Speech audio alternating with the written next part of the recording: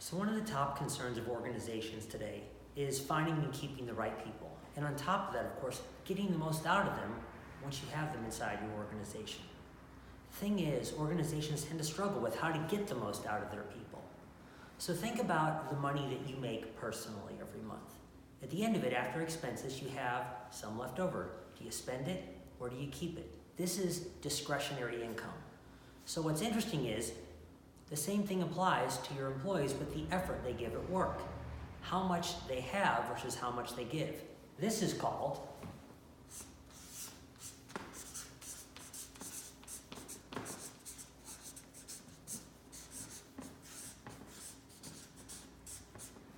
discretionary effort. And one study that kind of helps draw out what this is and why it's important comes from Bain & Company. Say you have two employees. One is inspired by the work that they're doing. The other one is simply satisfied. Research shows that the employee that is inspired can be up to 125% more productive. So how do you go about closing the gap between employees that might be performing at different levels or even elevating your whole workforce? Well, research shows that there's three things really at the start of this journey that are most important.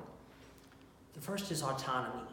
How free do your employees feel when they're navigating the workday? How micromanaged or able do they feel about tackling the work they have on hand? The second one is mastery. We're all hardwired as human beings to want to really get better at things that we do.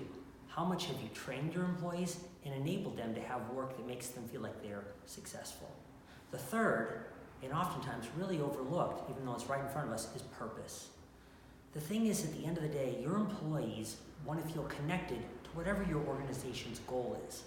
How clear is that purpose? And many of us, how often day to day have we lost sight of or don't feel connected to the people that we're actually serving? So that's why we've developed a three-step process here inside of our organization to help you with this.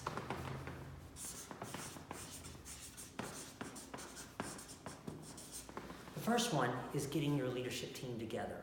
And what we do there is work hard to reconnect to the founding purpose and mission of your organization.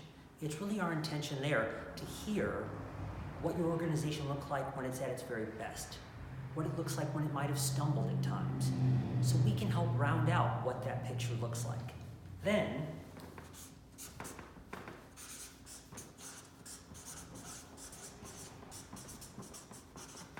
we want to assemble key stakeholders of yours, key clients, employees, and partners. We want an outside opinion on what's it like to work with and for you. What would they miss about this organization if it went away? And finally,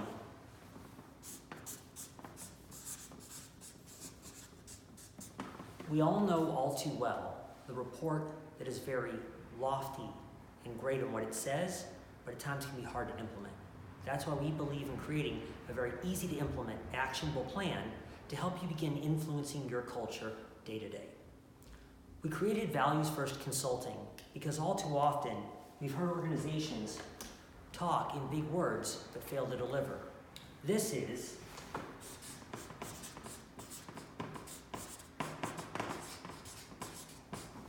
when an organizational is aspirational in what it says.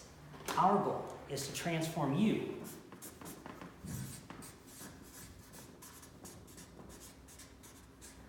into one that's operational.